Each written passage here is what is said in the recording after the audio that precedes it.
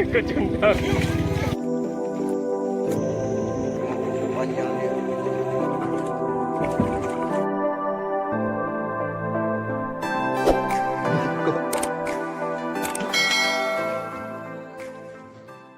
Assalamualaikum warahmatullahi wabarakatuh dan salam sejahtera. Saya Muhammad Sani selaku moderator program Influencer at Japan dalam Buah Bicara siri pertama Riverman Expert. Jadi tuan-tuan dan puan-puan, pada kali ini saya didatangi seorang panel iaitu seorang YouTuber Ayub Muhammad. Jadi beliau merupakan seorang anak jati Kampung Tumang ni dalam Dom Kapal Kalang Berangan dalam daerah Maram ni. Jadi Cik Ayub, Ya, apa khabar? khabar baik. Alhamdulillah. Jadi saya difahamkan Cik Ayub ni sejak daripada kecil lagi minat sungai, mancing, tam bubu, tam tajur, tam tauk, mukat. Jadi macam mana hobi Cik Ayub ni kan datang dengan sungai ni? Okey. Assalamualaikum warahmatullahi wabarakatuh. Sebelum tu saya perkenalkan diri saya dulu lah. Nama saya Wan Muhammad Ayub Bewan Jusoh. Umur 28 tahun. Anak kedua daripada 7 adik-beradik. Saya minat hobi ni dari kecil lagi. Dan saya pernah ikut ayah saya dulu. Ayah saya dulu pun kerja ni juga. Jadi saya teruskan apa yang dia kerja dulu. Jadi pengalaman Cik Ayub ni turun-temurun lah, maknanya datang daripada ayah lah. Turun-temurun datang daripada ayah, daripada cari ikan, cari menembak udang, pasang taju, pasang jaring, mancing, semuanya dari ayah. Jadi sekarang dengan usia 28 tahun sekarang pengalaman tu memang banyak lah kan. Memang banyak. Memang kata orang expert lah. Sesuai dengan YouTuber tu kan. Expert lah Cik Ayub ni. Kata orang troker sungai apa kan. Jadi macam mana kita faham lah hobi memancing ni kan perlukan peralatan, perlukan modal apa kan, perlukan apa bubu. Jadi saya difahamkan Cik Ayub ni guna apa yang ada, tak memerlukan modal untuk buat peralatan tu. Kebanyakan peralatan yang saya guna adalah buat sendiri lah. Dari bahan semula jadi. Macam yang belinya jaring, buk, macam tu lah. Yang semula jadi, yang boleh buat semula jadi, saya buat semula jadi. Yang lain beli lah. Memerlukan kesabaran lah kalau nak memancing. Kerja cari ikan masuk hutan memerlukan kesabaran yang tinggi lah. Ya Ayub, macam bubu kan. Bubu ni kalau orang tak tahu nak buat bubu tak boleh. Tak boleh. Dia kalau pandai tu pandai tapi ikan tak masuk kan. Jadi macam mana pengalaman Cik Ayub ni?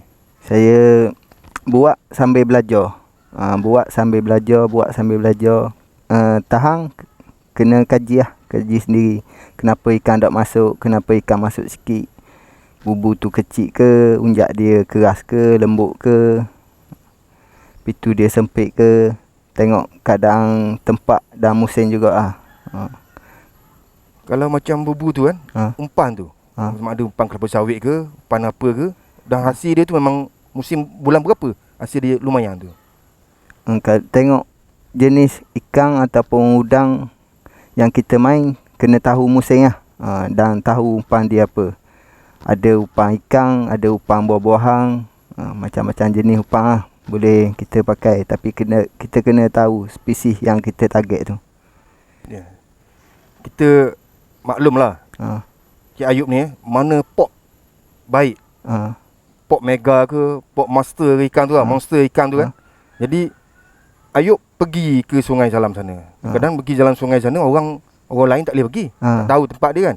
Tapi Ayub dah rakam, bawa balik ke kampung. Lepas tu Ayub masukkan dalam YouTube. Jadi seluruh orang ni boleh tengok kan.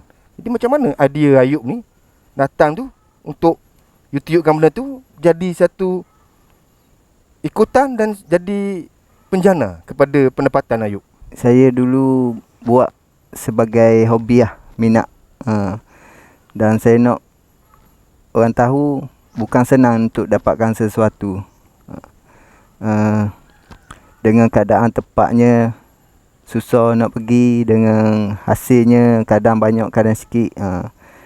Walaupun dekat dok semestinya hasil lumayan, kena pergi jauh lagi, kena usaha lagi untuk dapatkan hasil yang bagus lah. Dan saya nak orang tahu di tempat saya ni ada juga ikan mega. Contoh dia ikan mega tu macam kita dapat ikan apa? Ikan patin besar. Patin, tomang, tapah. Jadi yalah, kita faham lah hobi Cik Ayub ni yang berkaitan dengan sungai ni memang sinonim lah dengan hidup Cik Ayub kan. Jadi ada tak hobi lain selain daripada memancing ni? Hobi yang lebih kata orang lebih ganas? Ada. Contoh macam ambil madu panjat tualang dengan ketinggian pokok 80-100 meter. Ada. Itu adalah hobi yang paling ekstrim. Maknanya bukan setakat mancing lah. Bukan cari setakat madu mancing. tualang ni Cik Ayub pun buat juga. Buat juga. Yalah, nak mencari rezeki di tempat yang tinggi ni, pokok 80 kaki, 100 kaki kan, memerlukan satu semangat yang tinggi, jiwa yang kental kan. Maknanya bukan calon-calon orang boleh buat macam ni. Ya, bukan calon-calon orang. Bukan calon-calon orang kan. Maknanya apa yang ada pada Cik Ayub ni jarang yang ada pada orang lain lah, orang muda seperti Cik Ayub ni kan. Jadi saya nak tanyalah, macam mana pengalaman Cik Ayub ke, ada ilmu ke apa ke nak panjat pokok yang tinggi? Nombor satu sekali, tubuh badan kena sihat, memerlukan pengalaman, kekuatan fizikal mesti kena kuat lah. Kalau badan tak sihat, tak payah lah. Kalau tak ada pengalaman, tak perlu buat kerja tu. Kalau takut ketinggian, tak perlu. Kena ada tak boleh lah. Kena ada skill tersendiri lah. Kena belajar sendiri lah. Sebab saya dulu pun tak belajar dengan orang, belajar sendiri je. Kena berani dengan ketinggian, kesabaran dan tahan panah. Jadi yalah, kita nak manjat ni kan mesti ada persiapan. Kita nak pergi kat pokok tu, kita nak pastikan yalah pokok tu jarak dia dalam kan, persiapan peralatan dia tu nak naik atas tu. Peralatan kita pertama sekali tali dan pakaian kita lah. Jenis peralatan, tali paling kecil, tali tasi ataupun tali belong paling kecil. Lepas tu yang besar sikit. Lepas tu tali besar yang macam besar ni. Dan tali kita ikat dekat badan. Lepas tu plastik, pemberat, badi semua bawa. Kita faham lah sekarang ni permintaan untuk madu tualang ni memang penggemar-penggemar madu ni memang dia tak nafikan lah madu tualang ni mempunyai khasiat yang terbaik lah, walaupun ada bersaing dengan madu-madu yang lain lah. Jadi saya nak tanya Cik Ayub ni, faktor kualiti madu tu sendiri, sama ada dari segi pokok bunga dia ke, persekitaran dia ke, pokok tinggi ke, cuaca. Cuba Cik Ayub terangkan. Madu bukan bergantung pada pokok, kepada tempat tinggal yang dia duduk. Madu bergantung pada nektar bunga yang lebah tu ambil, yang lebah tu isap dari nektar bunga tu. Tak kira lebah tu duduk di bangunan ke, pokok ke, jambatan ke, pokok tualang tinggi ke, pokok yang rendah ke. Nektar madu bergantung pada bunga, bukan bergantung pada tempat tinggal. Rasa madu sama je kalau tempat lebah tu duduk satu pokok tualang, satu duduk rendah dekat tanah. Nektar dia sama je untuk satu kawasan tu. Kalau lain tempat baru warna madu dia tu lain, mengikut kitaran bunga dan nektar bunga yang lebah ambil dari pokok. Atas satu pokok tu, kadang-kadang tu Cik Ayub dapat berapa sarang ada di pokok tu? Tengok keadaan bunga persekitaran. Kalau dari segi pendapatan madu, kalau banyak madu, banyak sarang, alhamdulillah banyak madu hasil yang kita dapat. Tapi kalau bunga belum ada, bunga sikit, walaupun ada 100 sarang, belum tentu kita dapat banyak. Sebab madu tak ada, bunga tak ada, tak boleh lebah, tak dapat nak ambil madu dari bunga. Jadi maksud saya ni kualiti madu ni memang kena jaga betul-betul lah. Kena jaga betul-betul. Dari segi pollen dengan madu dan anak tidak boleh bercampur sesama sekali. Kalau madu dengan anak, memang madu akan jadi masam. Kalau pollen dengan madu boleh bercampur tapi tak boleh banyak. Sikit-sikit boleh lah. Kalau banyak, terlalu banyak, tidak baik. Boleh mengakibatkan kerosakan pada madu.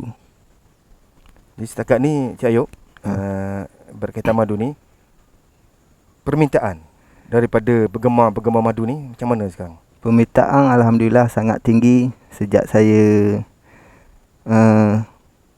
masuk ke bidang YouTube.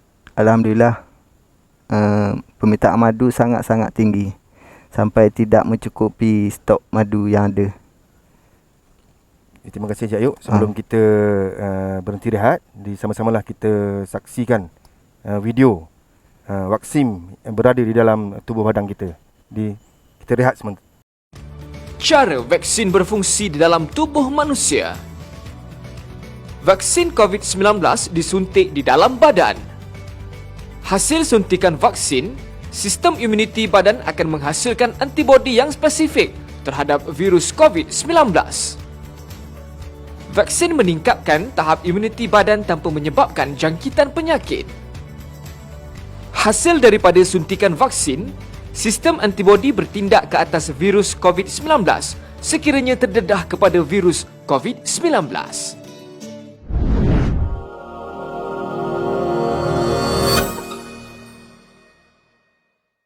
Okey tuan-tuan, kita kembali semula untuk program Buah Bicara bersama dengan Ayub Muhammad di Taman Rimba, Kampung Tomang, Pekalan Barangang, Marang ni. Jadi Cik Ayub, kita ni pengalaman sungai, segenap perusuk hutang diredah oleh pengayuk ni untuk mencari kepuasan, untuk mendapatkan madu lah, kan? Jadi kita nampaklah di sini segala hasil yang hutan tu, kan? Cik Ayub bawa balik ke Taman Rimba ni, dan di sini kita nampak dulu rimba. Rimba kan, rimba hutang lah. Maknanya hutang ni jadi sekarang kita tengok dah jadi comel. Comel kan. Jadi sebenarnya Cik Ayub ni seorang yang berwawasan tinggi lah. Jadi bilakah projek ni bermula?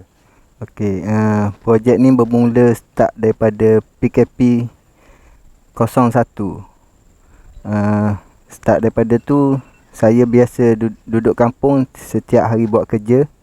Jadi saya kepuasan dan merancang nak buat tempat membela ikan dan taman di belakang rumah. Maknanya taman rekreasi lah. Taman rekreasi. Ya. Semenjak daripada tu, saya terus buat daripada akak pasir dekat sungai sampailah sekarang, sampai jadi macam ni. Hasil daripada hutan pun saya buat balik dan pelihara dekat rumah. Jadi saya nampak ni, maknanya daripada hutang ni dah comel sekarang kan. Dan Cik Ayub pula tu ada pula sangka-sangka di pesisir taman ni, ada bela ikan puyuh, ikan siakap, ikan tilapia kan. Jadi ini nampak macam menarik. Ya. Jadi benda ni kita nampak faktor sungai, hutan ni Cik Ayub bawa balik ke kampung. Jadi satu benda yang baik lah. Jadi benda ni pun nampak memerlukan modal yang besar jugalah.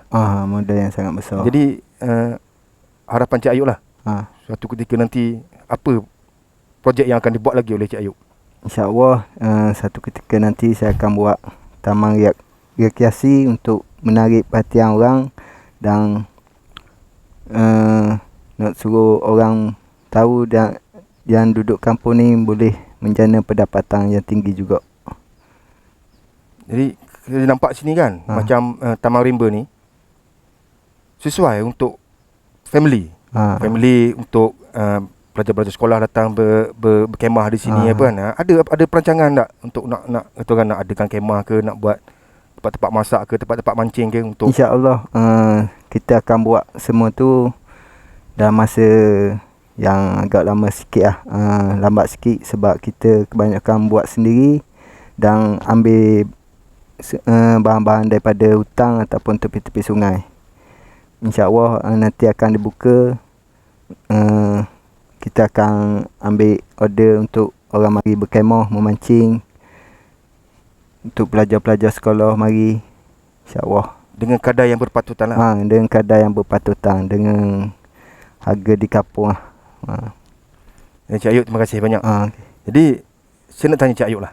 Ya. Kan, daripada sungai pergi ke hutan kan, cari madu, cari ni kan. Kata orang tak adalah perkara yang tidak mendatangkan halangan kepada Cik Ayub kan. Contohnya ialah kita di pengalaman-pengalaman yang tak dapat dilupakan, pengalaman-pengalaman yang menarik yang pernah dihadapi oleh Cik Ayub lah semasa di sungai, masa di atas pokok tu kan. Dia lah lebah ni kan. Dia kadang yang dia gigit kita sampai banyak kan. Ada tak pengalaman-pengalaman macam tu? Ada, okey. Yang pertama dulu pengalaman pahit di sungai. Saya terkena sengat ikan baung dan sampai sekarang ada lagi kesan dia. Dan saya seorang diri jam 1 pagi. Saya pergi tengok bubu dan terkena sengat sampai tak boleh bawa bot, sampai tak boleh angkat tangan. Dan ada juga pergi jauh-jauh enjin bot mampu. Seorang-seorang kayu balik. Pengalaman manis pergi tengok bubu, alhamdulillah dapat hasil yang melimpah lebih daripada jangkaan. Yang di atas pokok pula pernah juga pengalaman pahit, baju safety carik masuk ibu dalam baju kena sengat banyak sampai berpuluh-puluh. Ada yang tercabut paku, tapi alhamdulillah nasib baik pakai tali safety, umur panjang lagi. Dan pengalaman manis dapat banyak madu melebihi target.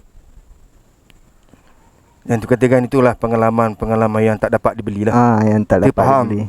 Di sungai ni bukan sekadar ikan saja ada, udang saja ada kan. Tapi ada haiwan-haiwan yang ganas lah kan.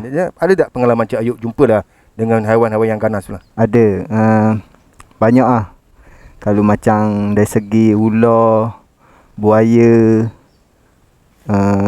haiwan-haiwan yang ganas macam tu banyak. Macam beruang, tapi alhamdulillah panjang umur. Pernah juga ular lalu atas ni, atas badan kita, time tidur, time menyuluh udang, menambak udang.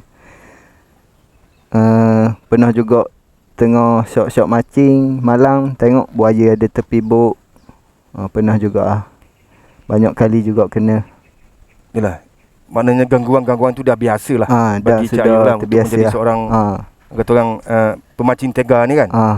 Jadi saya nampak Cik Ayub ni, apa yang ada di rimba sana, apa yang ada di sungai sana, Cik Ayub bawa balik. Bawa balik ke kampung, balik ke kampung, dan Cik Ayub pun uploadkan dalam YouTube. Dan ramai pula difahamkan, ada lebih kurang 44,000 orang subscribe kan punya YouTube. Jadi macam mana Cik Ayub punya perancangan masa depan lah, nak perhebatkan lagi ke apa ke? InsyaAllah saya akan sentiasa membuat konten yang berbeza untuk memberitahu yang duduk kampung ni bermacam aktiviti boleh buat selain daripada menombak, memancing. Banyak lagi aktiviti-aktiviti yang boleh dibuat untuk bekerja di kampung. Untuk teruskan hidup di kampung, terlalu banyak kerja yang atas diri sendiri nak buat ataupun tak mau buat. Jadi saranan Cik Ayub lah kepada anak-anak muda kan, kita pun dah faham. Sekarang kita punya vaksin pun untuk COVID-19 pun dah sampai ke negara kita, dan kita punya pembahagian vaksin tu bermula daripada Februari hingga April kan. Jadi dalam musim-musim kita punya keadaan semasa sekarang ni, apa pesanan Cik Ayub lah berkaitan dengan COVID-19 ni.